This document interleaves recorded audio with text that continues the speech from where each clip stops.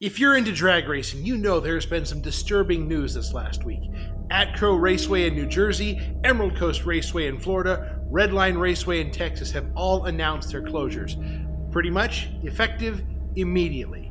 Let's talk about what's going on and some of what I think we can do to help fix this a little bit. So you may be thinking, Eric, what the heck do you know about drag race track closures? Well, in 2018, I lost my home track of Rocky Mountain Raceways. It is now a mountain of warehouses. The entire track got torn down, everything leveled. It is now a bunch of warehouses. And unfortunately, that kind of seems to be the disturbing trend with drag strips getting closed. They're getting turned into warehouses. I know Atco, from what I've read so far, they're not releasing what's coming, but no more drag racing. It's going to be turned into an insurance auto auction place. And also from what I've read, Redline, that's being told it's a good place to get fuel and a shower, possibly hinting at becoming a truck stop. Now, I understand that some of these tracks may have a long history in the area, and I'm going to do a quick comparison to a track that I know and love, Firebird Raceway in Boise, Idaho. That's out here on the western half of the world. I know there's a lot of guys on the East Coast, and there's a lot more tracks back there. Believe me, I wish I was back there because I'd be out there racing my El Camino a lot more than I am. As it is, it's a 6-hour drive to get from where I'm at to Firebird in Boise. It's a haul. We're working on changing that. Hinting for the future. But anyways, Firebird Raceway, they've been at this since like 1968. They've become a pillar in the automotive community up there. They're helping doing charity outreach events. They're doing community events. They're a big part of the community. You mentioned Firebird Raceway to any business up there. Oh yeah, they love Firebird. And from a racer standpoint, I've really enjoyed racing at Firebird. The track prep is always set to kill. My kids love the ice cream. You know, easy thing. Just a bucket of ice cream for $1, maybe $1.50. I don't remember what it is right now. But it's simple things like that that make people come back real easy. Another track to point to that I haven't raced at, disclaimer, but I've heard a lot of good things, is Norwalk in Ohio. I know the guys that own Firebird, they speak amazing things of the Bader family that runs Norwalk. They claim that if you're going to start a track, the first thing you need to go is go see them and learn how to run a successful program. There again, not having ever raced Norwalk, but I sure want to. It's on my list of tracks I want to race at. Supposedly, from everything I've seen, Norwalk does great things in the community. And I also know that Vandermeer Raceway in Denver is closing at the end of this year. They're looking at building a new track, working on land leases and all those kinds of things. And believe me, that is something that the motorsports community there is extremely excited about, despite having, Vandermeer getting closed. So why are tracks getting closed? Well, there's a couple of things. There's three main ways that the property itself gets owned.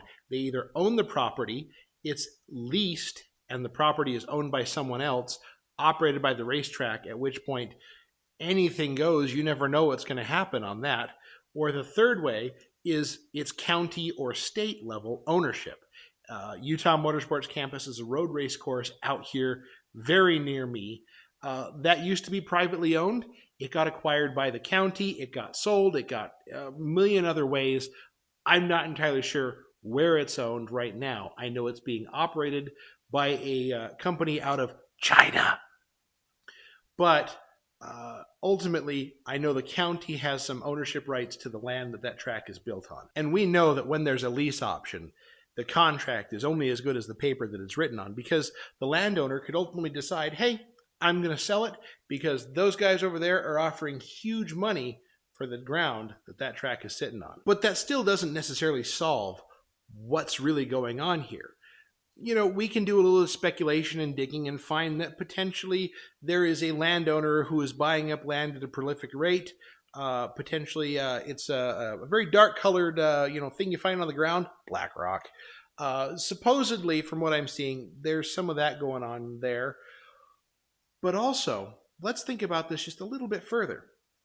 I suspect that they're going after, undervalued businesses that have huge land. Drag strips are one of them.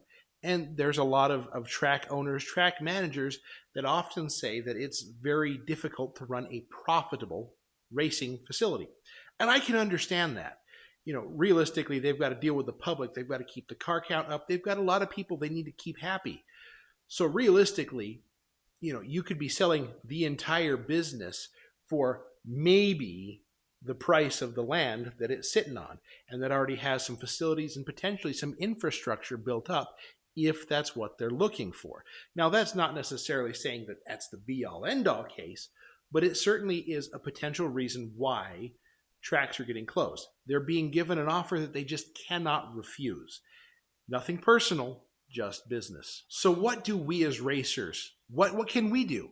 Utah Motorsports Complex is my closest track. I'm not a road racer. I don't pretend to be a road racer. I personally really enjoy drag racing. I've had my Buick Regal out there a couple of times, and you know something? For the amateur days, it is a blast. It's fun just to go out there and drive your car as fast as you physically can and learn something lap after lap. Now, we always know that there are the racers out there that will complain about everything. You give them great facilities, they're going to find something to complain about. We need to avoid that. We can't be complaining about every nitpicky thing. And I know on the Facebook groups and various other things, that's always a thing, is don't be that guy that complains about everything. Even when the public comes in, when you have spectators, they're going to find something to complain about. It's the nature of people. We need to make sure that we as racers are doing a good job being pillars in the community, promoting our efforts effectively, and doing everything we can to promote the facility and cast it in a good light. Now, if there is a genuine problem, we need to be able to bring that up in a way that promotes good change. That's something that takes a little bit more effort, because it's easy to go on the social medias, put them on blast and say, oh, they did this horrible thing and it was awful. That's what we need to avoid. We need to make sure that we can bring this up and be critical in a good way, so that way real change can happen. Now, I don't pretend to have all of the answers, or many of them, if that.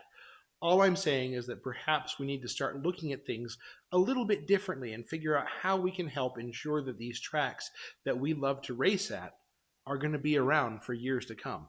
I want to be able to take my kids racing. My son's expressed an interest in juniors. The hardest part is the time and money investment to do it. It's a hard pill to swallow, especially when the nearest track is 6 hours away at Firebird Raceway. But you know something, guys? I know we can get through this. Thanks for watching. We'll catch you later.